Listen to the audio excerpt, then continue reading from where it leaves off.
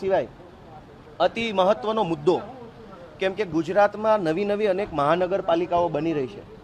જૂનાગઢ મહાનગરપાલિકાનું પણ વિસ્તરણ થયું છે અને એની અંદર અમારા સુખપુર ને બીજા અનેક ગામો છે, ઝાંઝડા ચોકડીને ઘણા ગામો છે, જેમાં મારા મત વિસ્તારના ગામો પણ જૂનાગઢની ટાઉન પ્લાનિંગની અંદર આવી રહ્યા છે.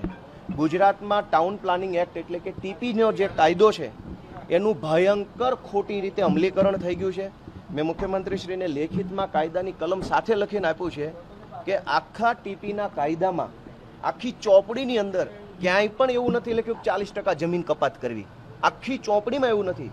સરકારી પ્લોટ અનામત રાખવા એવું આખી ચોપડીમાં નથી. જ્યારે ટાઉન પ્લાનિંગ એક્ટની આખી ચોપડીમાં 40% જમીન કપાત કરવા અંગે કે જમીન સરકાર પાસે લઈ લેવા માટે, સેલેબલ પ્લોટ લઈ લેવા માટે આવું કશું જ આખી ચોપડીમાં નથી, છતાંય આખા ગુજરાતમાં જ્યાં જ્યાં ટાઉન પ્લાનિંગ થાય છે ત્યાં ત્યાં 40% જમીન કાપી લઈ અને એનો વેપાર કરવાની જે એક આખી ખોટી પ્રથા અમલમાં મૂકી છે, એની સામે મેં મુખ્યમંત્રીશ્રીને રજૂઆત કરી છે કે ભાઈ આ ટીપીમાં જે 40% જમીન કાપી લેવામાં આવે છે એ ગેરકાયદેસરનું કૃત્ય છે. ટીપીના કાયદાનું વ્યાજબી અમલ નથી થતો, યોગ્ય અમલ નથી થતો. એટલે તમે જુઓ ગુજરાતના તમામ મોટા શહેરોમાં ચોમાસામાં પાણી ભરાઈ જાય છે, ગટરો ઉભરાઈ જાય છે, ટ્રાફિક અને પાર્કિંગની સમસ્યા થાય છે.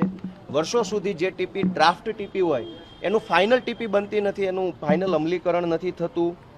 અલગ અલગ જગ્યાએ ખેડૂતની મૂળ જમીનો એના કરતાં કોઈ અલગ જગ્યાએ ફાઇનલ પ્લોટ ફાળવવામાં આવે છે. વર્ષો સુધી કોર્ટ કેસ ચાલે છે. તો ટાઉન પ્લાનિંગ એક્ટમાં બહુ જ મોટા પાયે ગડબડ ગોટાળો હાલે છે.